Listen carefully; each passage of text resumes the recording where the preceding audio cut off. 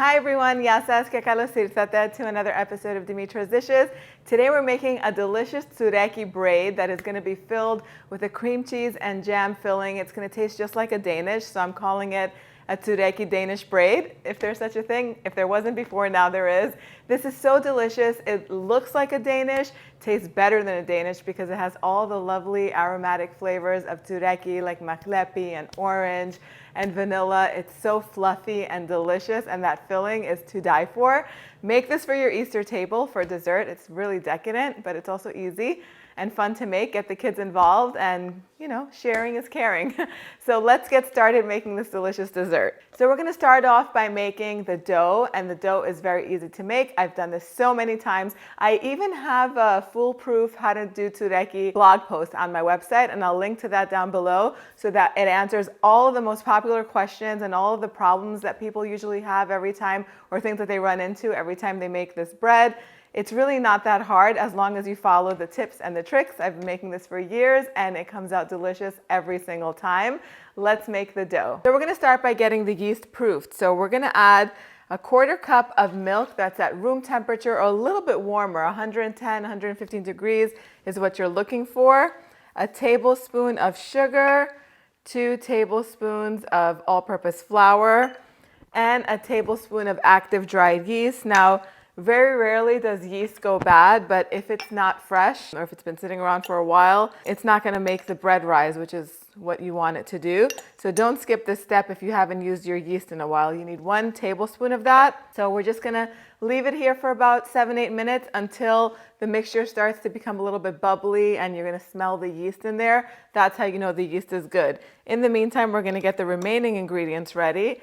So we're going to need 3/4 cup of extra milk, or more milk. This is a 1/4 cup measuring cup. There we go. And I'm just going to pop this in the microwave until it's lukewarm, so about 20 seconds or so. If the milk is too cold, it'll take forever for the yeast to be activated. And if the milk is too hot, it'll kill the yeast. So you want to make sure that it's right there in between. Lukewarm is what we're going for. So to the milk, I'm going to add 2 teaspoons of pure vanilla extract. You could do 3. For me, the more the better when it comes to vanilla, just not too much because then it's gonna taste too much like alcohol. And we're gonna need 2 eggs. Okay, just whisk it all up and set it aside. We're gonna zest 2 oranges. You could do 1 or 2 oranges. I love the flavor of orange in Tsoureki. Orange, mahlepi in Arabic, because it is sold in Middle Eastern and Mediterranean stores, is known as mahlab, M-A-H-L-A-B. But you could find it on Amazon, you could find it in a Greek specialty food store. You won't find it in the supermarket, unfortunately. It's what gives that characteristic flavor to the Tsoureki, so don't leave it out. If you cannot find it, if it's really hard and you can't get it online, then just put a little extra vanilla in there. You could put a little extra orange. You could throw some anise seeds in here, maybe some ground cardamom seeds.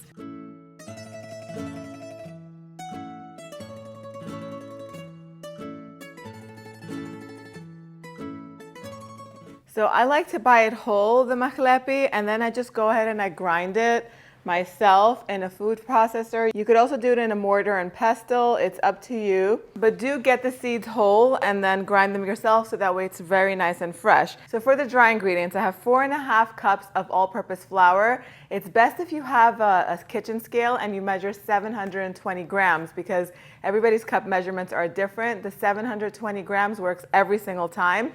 You can use all-purpose flour or bread flour. Both will work. As a matter of fact, bread flour is better. If you can find it, use that instead. I have, again, the tablespoon of the mahlepi, a cup of granulated sugar, and 1/2 teaspoon of salt in here.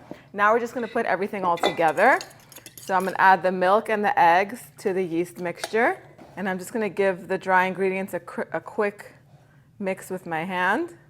And I'm just going to add them to the mixer.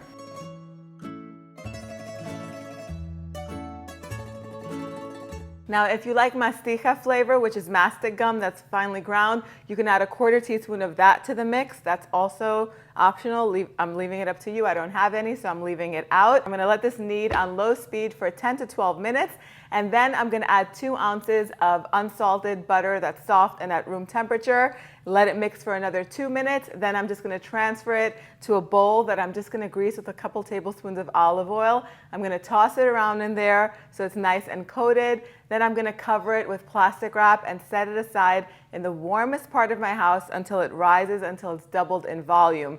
This is a dense dough, so it takes a long time. If your house is cold, it can take 4 or 5 hours.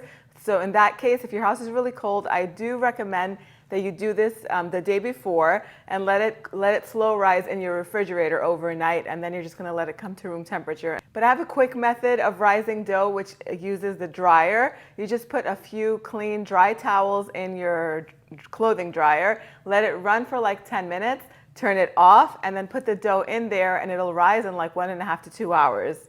So that's an option. Some people like to put it in their oven with the oven light turned on. I've never tried that. Okay, so the dough is almost done rising. So now we're gonna make the cream cheese filling, which is so easy. You need a package of cream cheese that's nice and soft. This is 8 ounces. I'll put the gram measurements on the blog post.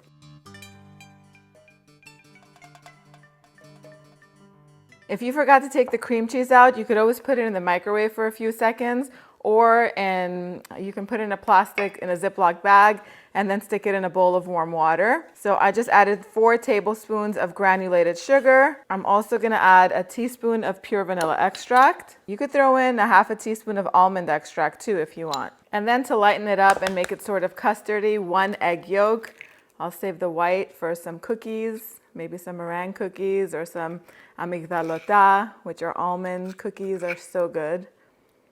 And just mix it until it's nice and smooth. It would be a better idea to switch to like a whisk or something, but I don't feel like dirtying one more thing and then having to wash one more thing, so I'll make the best of it with this spatula.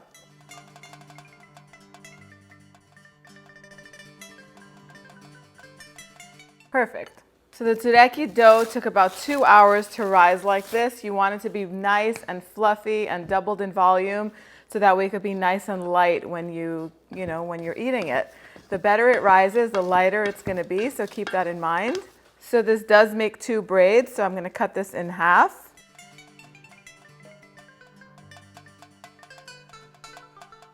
And it's a good idea to have a pan ready with some parchment paper. And you could do this with a rolling pin or with your fingers. When the dough is room temperature and it's really well rested, you can easily, stretch this out without a rolling pin. And actually, before you even stretch it out, it's a better idea to stretch it out on a piece of parchment paper. Then it makes it much easier to transfer later on. So get it into a rectangle. Now, if you're allowing the dough to rise in the refrigerator overnight, you really want it to come to room temperature, so take it out and let it sit at room temperature for a couple of hours. Otherwise, when you go to roll it out, it's gonna start shrinking back on you, and that's really annoying, and it takes more time than necessary. There we have it. A little bit smaller than the parchment paper. And then with your dough scraper or with a knife, you can cut it, or not all the way down to the bottom, kind of just almost down to the bottom, into thirds. Like that. And then the thirds that are on the outside, you just want to cut all the way down to the bottom this time, diagonal slits, because this is going to be the braided part of it, and you'll see in a second what I mean. This is going to fold over the filling and create that beautiful Danish braided design.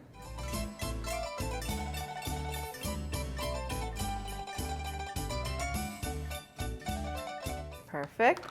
Then you want to take half of the cheese filling and just put it down the center. You know what? I might even make a double. If you're like me and you like lots of filling in your pastry, make a double batch of this, and just like I would use that whole batch for the filling right here. I love for my pastries to be rich in filling. I also like cakes to be rich in filling.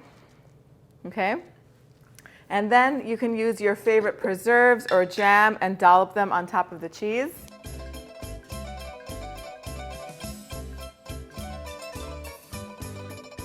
And then you're gonna just take these strips and you're gonna cross them over each other just to make a beautiful braid.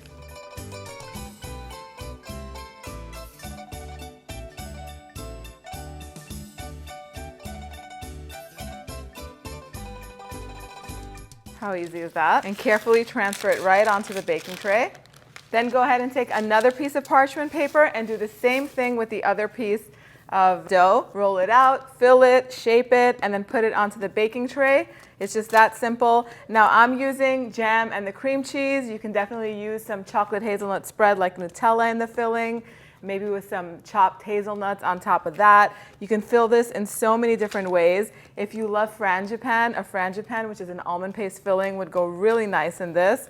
If you love a cinnamon raisin filling, like a Cinnabon type of filling, you could do that as well. Let me know in the comment section if you want me to do any video tutorials on that. So once your braids are formed, you're gonna wanna preheat the oven to 350 degrees Fahrenheit. Set these aside so they can puff up for about 30-35 minutes or so, and then we're gonna move on to the next step. Okay, so after 30-35 minutes, they should be nice and puffy. Don't let them rise too much, otherwise what ends up happening, then they're gonna be too puffy and they're not gonna hold their shape. So I have some egg wash here, which is just 2 egg yolks with about 2-3 tablespoons of whole milk. You can use cream if you prefer, and just brush the Danish all around with the egg wash. This is gonna help it bake to be nice and golden.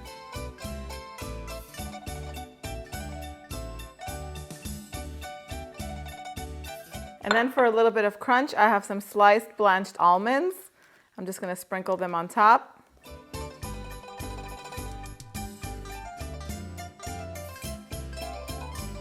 The oven is preheated to 350 degrees Fahrenheit. This is gonna bake on the center rack of the oven for about 30 minutes.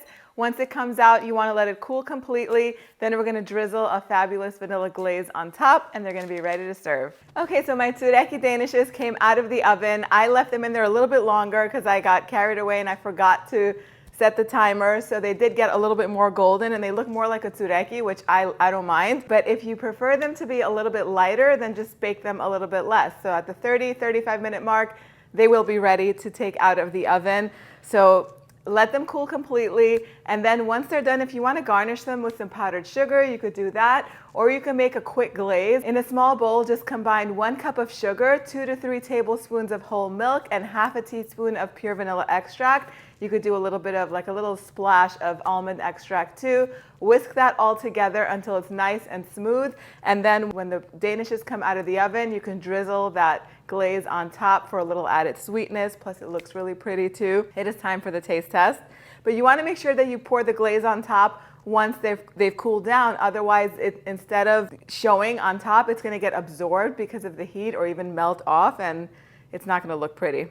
They're still nice and soft. There's a little swirl of cream cheese and the jam on the inside.